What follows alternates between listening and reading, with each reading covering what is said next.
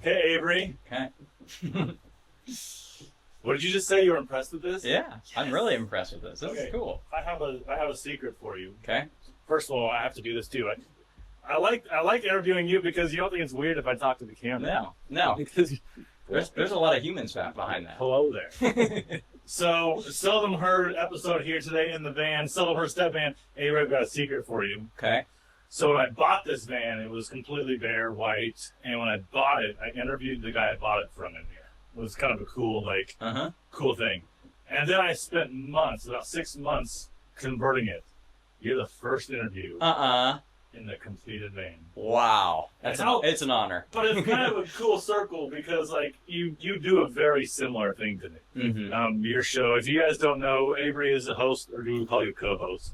Co-host, yeah. Host of a show called Good Day Kansas in Wichita, where you just go and explain to me a little bit about what you do. Yeah, so we travel every single county in our state. Yeah. I feel like in my 5 years there, I've nearly been to every county. Yeah. Certainly the show has, I feel like. But our job is to go around and tell the stories of people, businesses, nonprofits, and all the positive things that I feel like most people want to hear during the day. That's what we get to do. Yes. 8 to 5 every single day. It's the best job. And it is. It's got to be. Obviously, there's issues and everything, right? There's annoyances and everything. But that's got to be about as good of a job. I mean, because you're just getting to highlight the good things, and the right people, and just getting to explore. Yeah. Sometimes we are working for a news station, right? Yes. KSN. Yes. But our show, we don't like to necessarily call news. It's more of human interest, and things like that. You know, some of the stories that the news certainly does cover, but they have other obligations that they need to cover as well. We don't have those obligations. We get to just travel the state and do all the fun stuff and do the interactive segments and things like that. So that makes our job super unique and a job that we get holidays off, we get weekends off. We're not on call. That's less than 1% of people in journalism. And you get to randomly step into vans of some guy that's like, hey, sit in my van with me. Yeah, and that's a fun part too. All right, so I have so many more questions about that, but I do want to step back because, right, like you do Good Day Kansas, but you also work for the Thunder, for the Chiefs. You're doing World Cup stuff. Yeah, like you're kind of a where you remember the old show Where in the World is Carmen Sandiego? Yeah, I feel that way about Avery because I'll see Facebook posts come up and Avery's like, hey, I'm hanging out with Patrick Mahomes. It's all over the place. But before we get there, I would be super curious to know that journey that got you to that place. Like, is it school? Is it degrees? Is it people? So, just kind of walk me through, where'd you grow up? Yeah. What were your interests growing up, and how did that path end up? Yeah, grew up in Winfield, about 45 to an hour minute short of, or south of Wichita is where I grew up. I have to say, before I get anywhere, is my parents. Yeah. Me and my 3 other siblings were just raised in such a great household, and we still have that connection with our parents today. They're my best friends. I talk to them every single day. And so I have to start off with that's where I started of how to treat people, how to work hard. Yeah. All of those just the things that brought me to where I'm at today. Yeah. I'm not who I am without what they've done and what they still do today. Yeah. As far as schooling, went to Winfield High School. I had a great school system there. After that, I went to Cali College, got my associate's degree there, 2 years, and then I went to K-State. And that Cali was great. It really set a foundation for what I wanted to do and got me great experience. Once I went to K-State, I feel like my career path just kind of the chart that just went like this, and hopefully not in a boastful way. Just looking at it, that's just where it really took off for me. I worked at K-State HD TV, which was like the sports department, with video athletics at K-State. I worked there for 4 years, did that, and somehow, some way, I got a job as a cable puller with K-State for football. Interesting. Okay. And so that. When people that don't know, cable puller is kind of the low. You're called a grip, essentially. So you're doing a lot of the things that maybe people don't necessarily want to do. There's much better jobs, per se. For clarification for people here, cable pulling, like you're pulling cables of like cameras. For a camera, yes, exactly, yeah. So I'm assigned to a cameraman Yeah. or woman that is on the field, and my job is to make sure their cable is long enough and getting to where they need to go, so they can just focus on their job. Yeah. You know, as I said, Place to start. it's a place to start. But somehow, some way, for me, that's been a place that I love. Yeah. And that when I was at K-State, I was like my 4th year at K-State, I was just looking at random NFL jobs one day, not necessarily for that position, but I saw that they were looking for a grip, the Kansas City Chiefs. Okay. So that was in 2019, and I emailed them, and I was like, hey, I would love to work as a grip for the Kansas City Chiefs. And they emailed me back the next day, and they said, you want to start on Sunday? And I was like, this is in August, so it was right before preseason, 2019. Okay. So this will be 7th season with the Chiefs. And so that's what I do for the Chiefs. I'm a cable puller for one of the cameras on the field, but it is the best job. Yeah.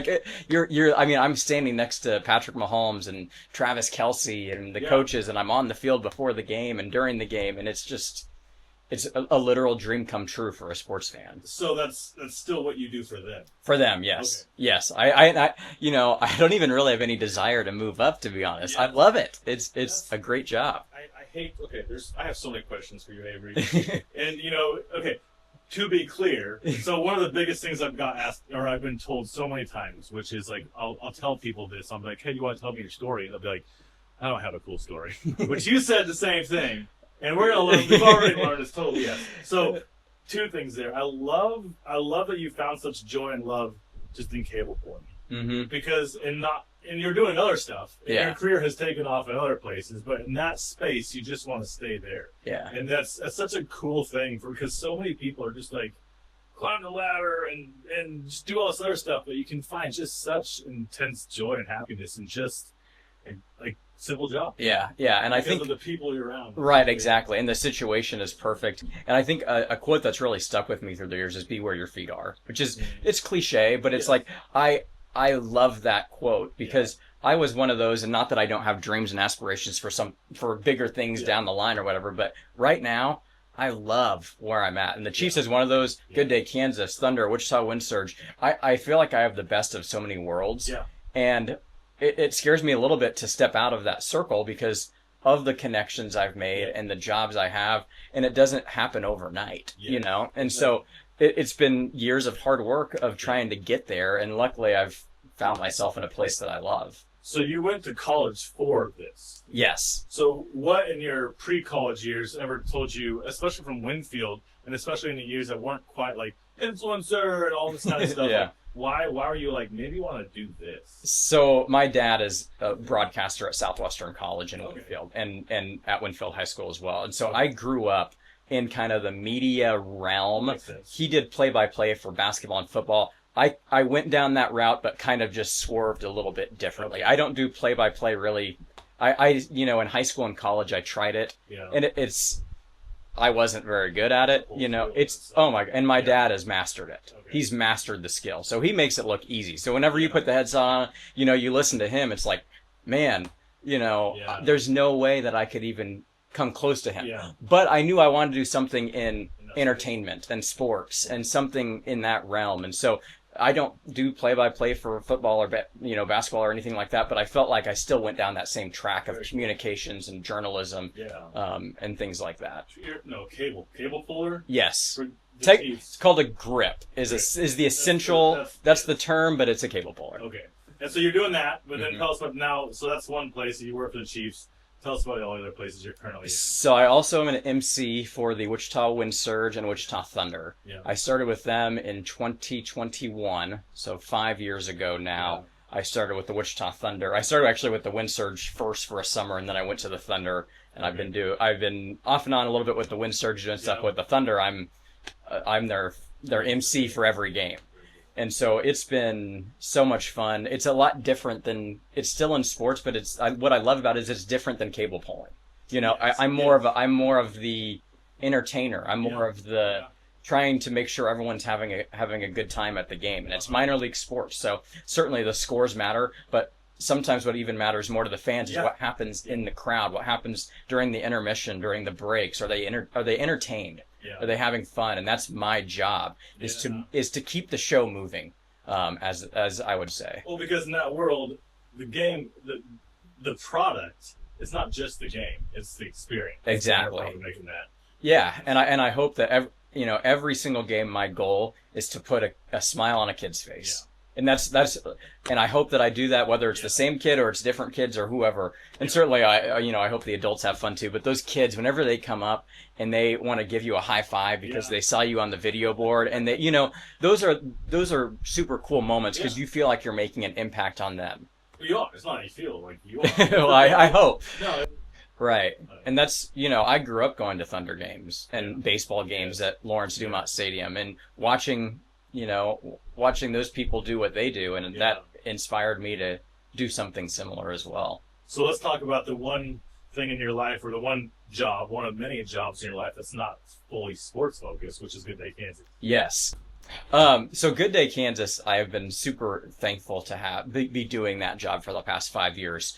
I always want to make an impact on people. Yeah. And certainly with the sports jobs, that's doing that. But this is, I feel like, just a direct way of helping people and businesses and nonprofits, kind of like we said earlier. Yeah. And every day being able to let them tell their story and be able to be a catalyst for that. And I feel like with some businesses or nonprofits or whoever is like, they don't necessarily have a place to tell their story. Yeah. Or get, certainly everybody has social media and stuff, but to be able to show up with a camera and say, here's 3 minutes all about you. Yeah.